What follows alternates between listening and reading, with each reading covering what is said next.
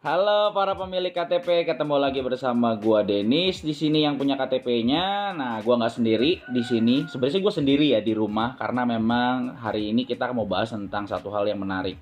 Dengan hashtag di rumah aja. Nah, gua pengen nanya-nanya sama satu temen gua dan dia dokter. Ya, gitu ya. Jadi kayaknya tepat kalau ditanya-tanya. Ada Jen di sana. Halo Jen.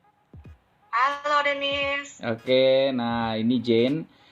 Kita tadi sempat meeting banyak mengenai satu komunitas kita lah ya. Nah, ngomongin tentang masalah virus corona gitu dan lain sebagainya.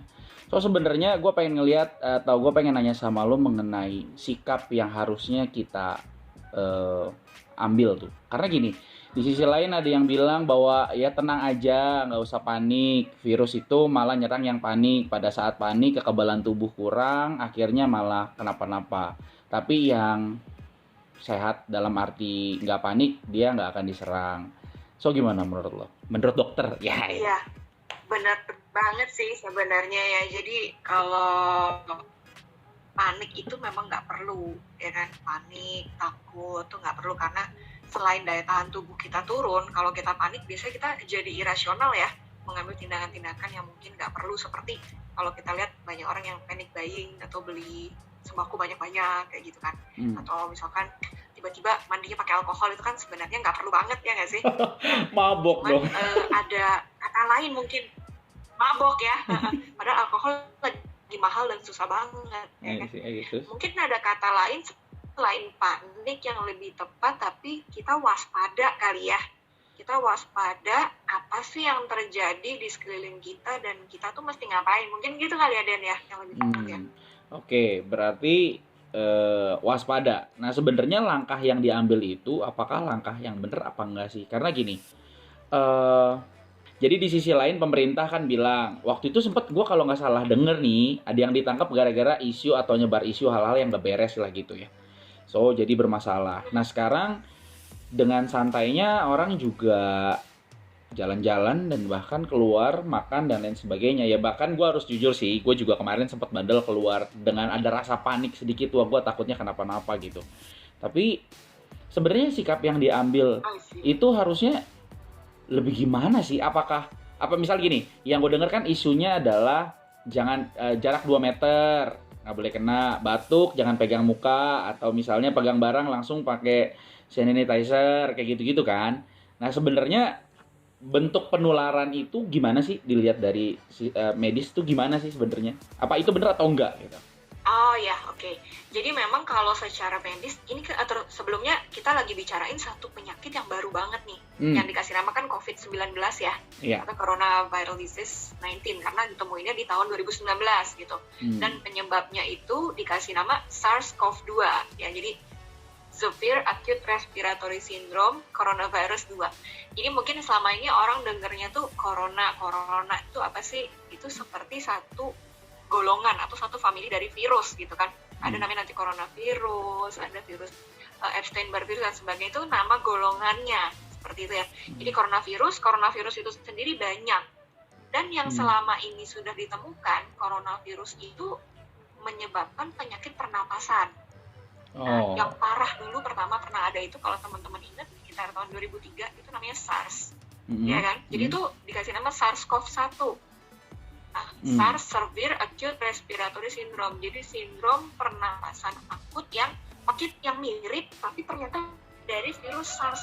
Nah, jadi kalau SARS itu dulu teman-teman ingat itu kan penyakit menyerangnya ke pernafasan juga ya, bikin radang paru parah, demam tinggi. Nah, itu penyebabnya adalah virus SARS coronavirus seperti Oke. itu. Nah, yang sekarang terjadi itu coronavirus juga tapi beda virus. Jadi mungkin kalau kita bilang Dennis ada kembaran nih, Hmm. sama-sama cowok gitu ya, Hmm. sama-sama cowok-cowok gitu kan, karena kan marganya Dennis cowok gitu. Tapi beda, ini bukan Dennis cowok, mungkin ini namanya Dono cowok gitu ya. Jadi sama-sama golongan cowok, tapi Hah? bukan Dennis gitu. Nah, ini dikasih nama baru yaitu SARS-CoV-2. Nah, itu Oh, yang sekarang kita sedang hadapi, oke. yang menyebabkan COVID-19 ini. Nah, Hmm. dan memang kembali menyerangnya ke pernafasan, makanya namanya SARS juga. Severe Acute Respiratory Syndrome kayak gitu. Nah, mungkin itu Oke. sekilas mengenai si virusnya itu dulu. Oke. Kemudian tadi ke pertanyaannya Dedis gitu ya. Sebenarnya penularannya gimana sih? Kemudian kenapa harus begini? Kenapa nggak boleh gini? Kayak gitu-gitu ya. Yang sudah diketahui, karena ini kan penyakit baru ya. Jadi sebenarnya para ilmuwan pun masih meneliti gitu loh. Tapi yang sudah diketahui adalah virus ini ditularkan melalui percikan ludah. Jadi kalau kita terinfeksi oleh virus COVID ini, si SARS-CoV-2 ini, virus itu akan ada di dalam ludah kita. Ketika kita ngomong atau ketika kita ya bersin, batuk, atau mungkin nyanyi, tawa, keluar gitu ya. Nah, itu kalau kita terinfeksi COVID-19, berarti virusnya ada di dalam ludah itu. Makanya dibilang, pasti sering dengar nih teman-teman, yang harus pakai masker itu yang sakit. Sering dengar kan ya? Kenapa? Karena kalau pakai masker dengan benar, harusnya ludahnya itu tidak akan keluar dari maskernya dia. Jadi ludahnya itu kan ketampung di maskernya dengan harapan tidak menulari orang lain. Coba kita bayangin nih, kalau orang itu nggak pakai masker, terus orang itu yang terinfeksi COVID-19 ini ya, dia bersin atau dia batuk, itu kan tadi ludahnya akan keluar ya, radiusnya bisa sampai 2 meter. Nah itu contoh nih, dia lagi di halte bus, terus dia bersin. Nah itu kalau ada orang di sekitar dia dalam jarak radius kurang dari 2 meter, bisa kena ke orang lain kan, atau dia bisa nempel di benda mati. Misalnya tadi di halte bus, bisa nempel ke kacanya halte, bisa nempel ke pegangan tangan di halte, itu kan ada pegangannya, kayak gitu. Nah, kalau itu menempel di benda-benda lain, kemudian terpegang sama kita, berarti virusnya nanti ikut ke tangan kita, betul ya? Karena setelah kita manusia, jadi di benda lain selain tubuh manusia itu bisa bertahan berhari-hari. Gimana Jen? Sorry, setelah pindah dan kena kita, itu bisa bertahan berhari-hari gitu? Bisa berhari-hari. Jadi contoh nih ya, yang saintis itu sudah melihat ya. Contoh nih, kalau misalkan kita batuk atau bersin, kena meja di depan kita. Meja itu kan kayu ya, walaupun pasti seiring berjalannya waktu melemah ya, karena kan dia butuh inang. Virus itu butuh host untuk dia bertahan hidup. Mungkin nanti daya dia menginfeksi orang akan menurun, tapi ada kemungkinan. Terus kita lanjut nih. Contoh tadi ya, ada yang bersin, lo bersin gitu ya. Sekarang kita pakai analogi yang lebih enak, mungkin meja ya. Orangnya lagi kerja, bersin gitu ke meja. Virusnya ada di meja dong ya. Terus karena ceritanya shift-shiftan nih kerjanya, terus habis itu yang masuk Dennis nih kerja. Terus Dennis megang meja dong, karena Dennis kerja di situ gitu kan. Tangan kamu sudah terkontaminasi virus tadi, karena kamu megang meja yang bervirus. Nah, terus kan kita kadang-kadang suka ya pegang-pegang muka gitu kan, mungkin gatal pipinya, atau kadang-kadang mungkin nih yang punya kebiasaan jorok suka ngupil gitu kan, atau ucek-ucek mata, itu kan kita bersentuhan dengan wajah kan, tangan kita kan. Iya, betul. Iya, jadi virus itu bisa masuk lewat mata, lewat hidung, atau lewat mulut kita yang ada selaput lendir atau mukosa. Nah, itu kita terinfeksi jadinya dengan COVID-19 ini. Kayak gitu, makanya kenapa sekarang sering banget tuh dibilang cuci tangan yang rajin ya, gitu, bersihin tangan, jangan suka pegang wajah. Itu sebabnya seperti itu. So sebenarnya gini, aku mau nanya gini, sebenarnya yang namanya virus itu bentuknya tuh gimana sih? Sampai kalau kita bisa bilang misalnya, sebenarnya memang kan ada yang kasat mata lah pasti, kayak bakteri dan lain sebagainya. Tapi pada saat misalnya virus itu kita bersin di dekat meja itu udah mulai terkena oleh virus itu, tapi dia nempel jatuhnya atau dia seperti udara gitu. Nah, lalu kalau misalnya itu udah dilap nih misalnya, dilap tapi pakai tisu aja. Nah, itu gimana? Tapi nggak pakai alkohol atau nggak pakai sabun, masih ada nggak? Nah, jadi kalau yang selama ini kita tahu sih penularannya masih lewat droplet tadi ya. Kalau ada virusnya terus pegang ke mata atau ke hidung, ke wajah, ke mulut gitu ya. Jadi sampai saat ini belum dipastikan kalau dia tuh airborne atau dia di udara terus kehirup kita kena, itu enggak ya, belum. Kemudian untuk virus itu hilang dari permukaan itu, sebelum tadi masa hidupnya yang normal berhari-hari itu, kita harus bersihnya pakai disinfektan namanya kan. Jadi disinfektan itu adalah melemahkan atau membunuh virus ketika. Nah, makanya sekarang kan teman-teman sering denger nih, udah banyak sosialisasi, pakai alkohol dengan konsentrasi 70% atau 75% dan ke atas. Pernah denger ya? Iya. Atau bisa juga pakai larutan klorin. Nah, ini yang sering dipakai untuk disinfektan di airport ya, atau contohnya di halte Transjakarta itu sering dilakukan. Jadi dengan mencampur Klorin itu tuh banyak ditemukan di pembersih baju tuh, pemutih baju yang kayak Biclean dan sebagainya, itu biasanya diencerkan. Nah, kita bisa disinfektan permukaan dengan zat-zat seperti itu, alkohol tadi atau klorin. Jadi kita seka, ya bagusnya sih kita kasih waktu lah sekitar 30 menit supaya virusnya itu mati. Jadi kalau cuma tisu pasti nggak mati virusnya, karena tisu kan tidak mengandung disinfektan. So jadi pindah ke tisu gitu ya? Kena, sama aja, betul. Iya. Nah, gini, berarti ada dua, alkohol sama klorin. Oh, klorin. Ya. Dua-duanya sama-sama disinfektan, termasuk disinfektan bisa pakai alkohol, pakai klorin. Iya, dengan konsentrasi yang pas ya. Okay. Kalau konsentrasinya kurang juga virusnya nggak mati sih. Ya.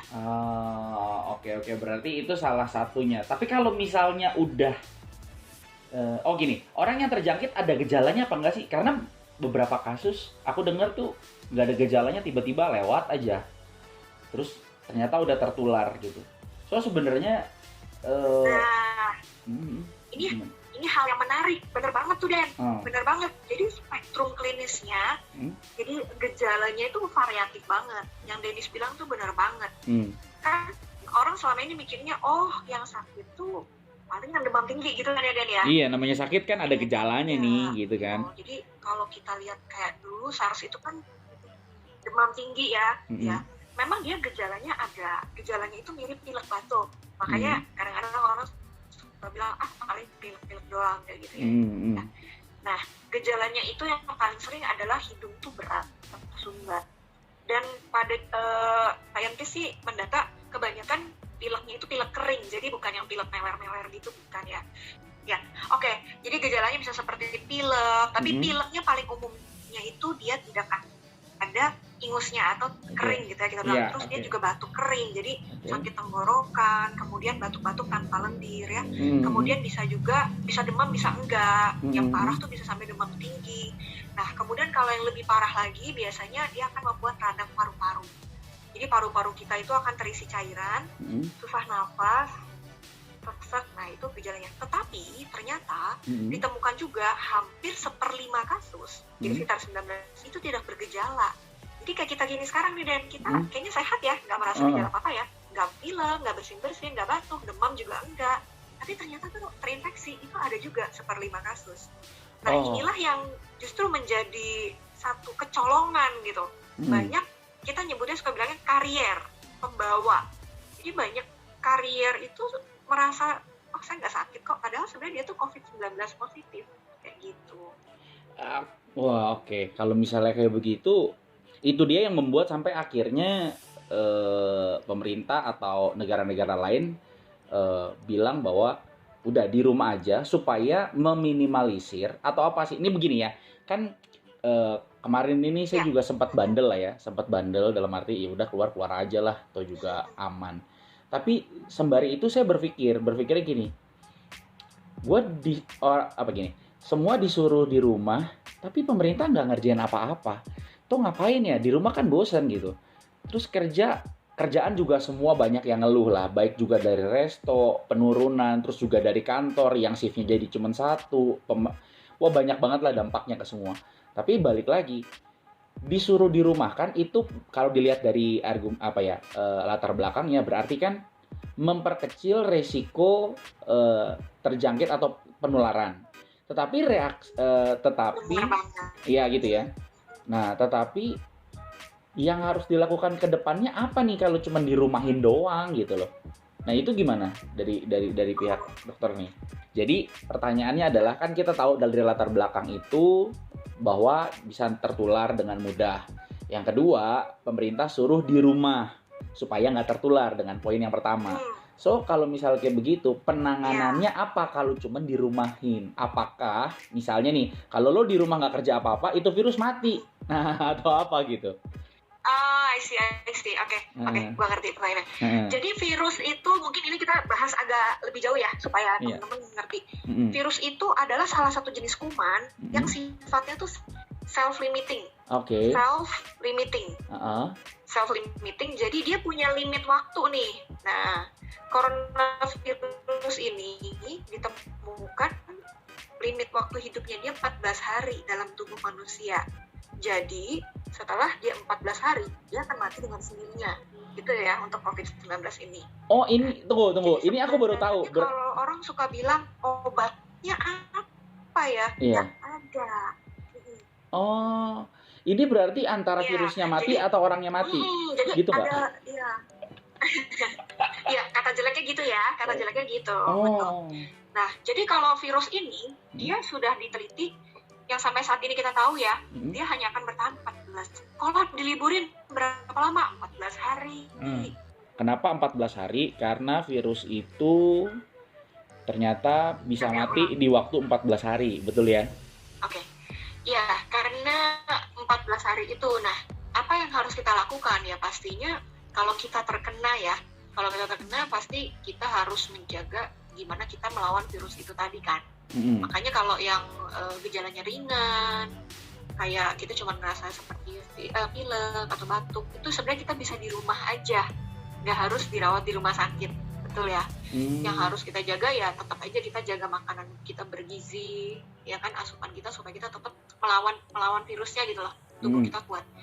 Dan jangan lupa kita selain kitanya sembuh, kita juga pasti nggak mau nularin orang lain, betul kan? Kita nggak mau nularin orang lain. Jadi sebenarnya kalau mau dibilang ideal itu harusnya itu ketika kita sakit, keluarga kita yang merawat itu harus pakai masker dan alat pelindung diri dan sebagainya, dan kita harus melakukan isolasi.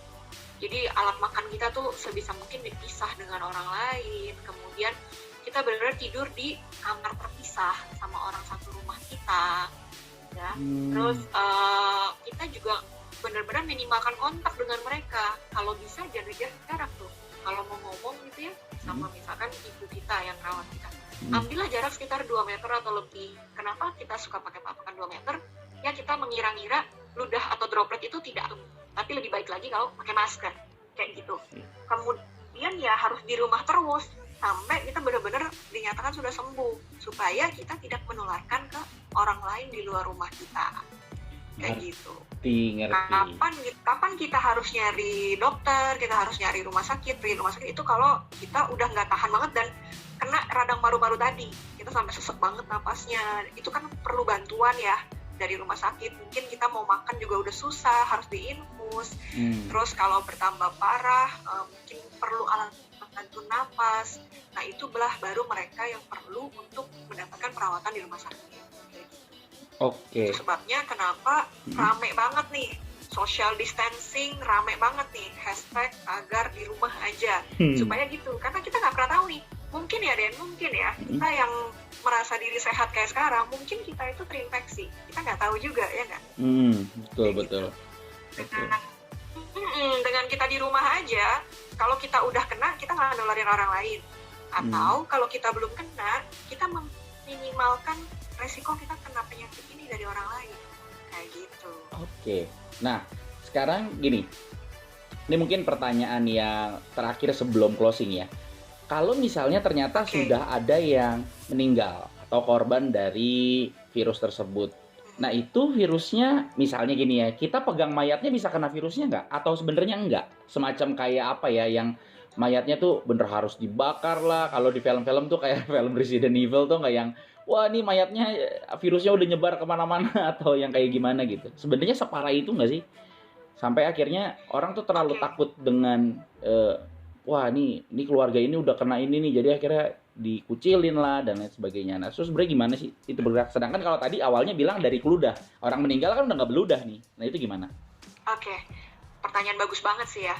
Jadi sebenarnya kita harus menganggap tubuh itu sebagai satu kesatuan. Dengan kata lain, kalau dia kena virus, berarti hampir pasti nih seluruh sel tubuh dia itu ada virusnya sebenarnya. Cuman kenapa dari tadi kita ngomongin ludah itu adalah transportasi atau kendaraannya si virus itu pindah dari satu orang ke orang lain, itu lewat ludah tadi. Nah, tapi tidak menutup kemungkinan bahwa bagian tubuh yang lain itu juga bisa menularkan. Apalagi kalau dia sudah meninggal, tapi kan kita tidak bisa tahu nih dia bisa menularkan lewat bagian apa lagi. Jadi perlakuan untuk semua jenazah yang meninggalnya itu dalam keadaan penyakit menular, bukan hanya corona aja gitu, bukan hanya COVID-19. Pasien yang misalkan TBC parah atau misalkan pasien meninggalnya karena radang paru-paru tapi bukan karena virus corona ini ya. Perlakuannya itu memang sama sih Den. Jadi biasanya rumah sakit itu ada protokol, mayatnya seperti akan dibungkus dengan plastik tebal, mungkin bisa berlapis-lapis, dan dia akan didisinfektan. Yang tadi kita sempat bahas di depan tuh, zat-zat yang bisa mematikan virus, mematikan kuman. Dan memang disarankan sih keluarganya tidak menyentuh, karena kita nggak pernah tahu bisa menularnya lewat cara lain lagi nggak gitu.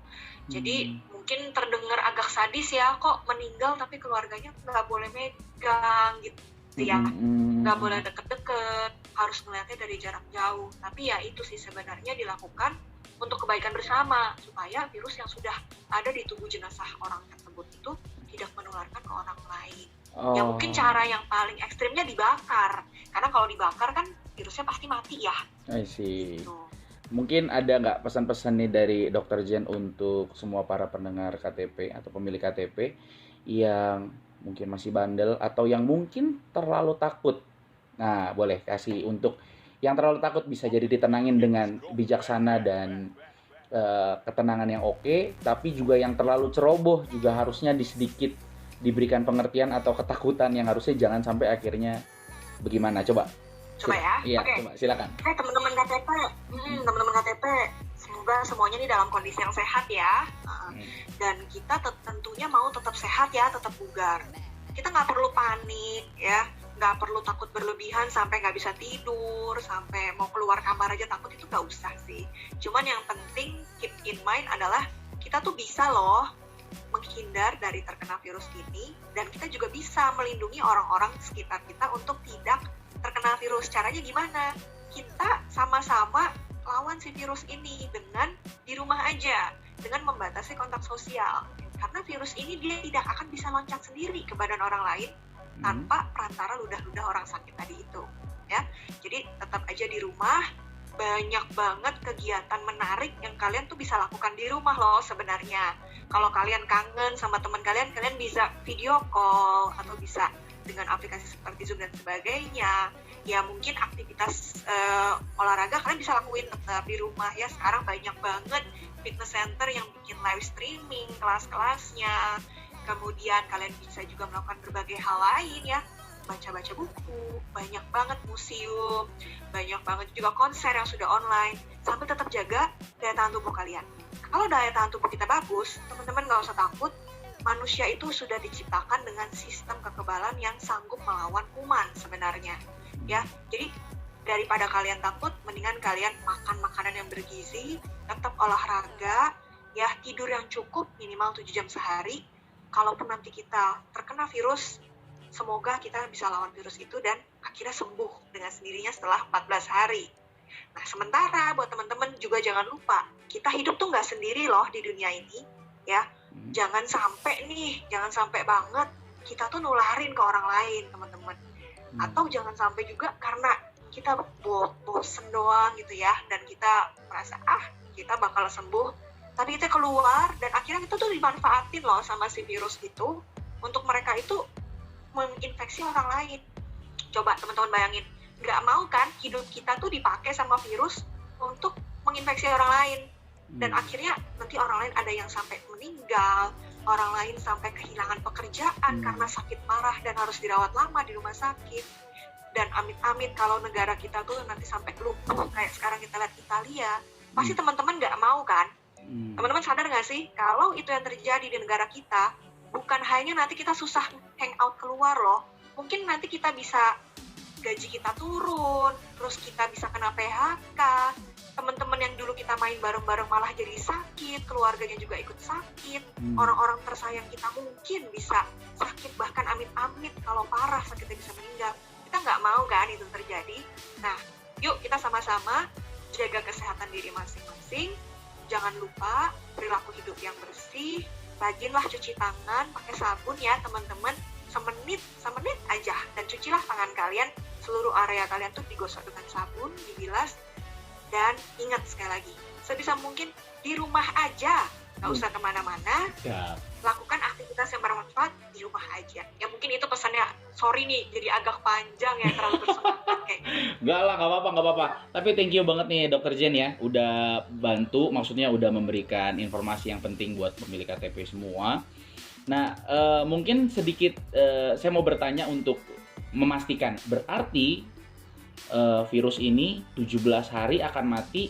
Logikanya setelah seperti itu kita bisa jadi negatif lagi setelah Yang positif. 14 hari ya, bisa, Iya. bisa banget. Makanya kalau teman-teman baca berita, sekian pasien dikatakan sudah negatif COVID-nya dan boleh pulang. Pernah baca ya di berita kayak Iya, gitu ya? iya, iya. Itu berarti udah Jadi kalau, 14 hari lebih. iya 14 hari. Dan biasanya untuk memastikan, oh bener nih udah negatif, bukan alat pemeriksaannya yang ngaco atau error, itu tesnya akan 2 kali. Ya, jadi dites hari ini, besoknya dites lagi negatif. Cuman, mungkin aku boleh nambahin ya, balik lagi, ini virus yang baru, kita belum tahu apakah kalau kita sudah kena sekali, kita tidak akan kena lagi. Itu kita belum tahu. Jadi tetap waspada ya teman-teman. Jangan sampai deh kita tuh sampai ketemu sama si virus ini dan kita kena gitu loh. Karena Iya. kita nggak pernah tahu Iya. dia ini bisa nyerang kita berapa kali. Iya, kayak gitu. Oke, terima kasih Dokter Jen. Thank you buat informasinya. Oke, mungkin nanti next dengan kasus lain kita bisa ketemu di KTP untuk ngebahas pas ketemu langsung ya. Karena ini kadang sinyalnya putus-putus nih. Sorry banget sih ya. Nanti kalau misal keadaan sudah oke, kita bisa ketemu dan kita bisa ngobrol-ngobrol. Oke, terima kasih semua para pemilik KTP. Sampai ketemu. Dah.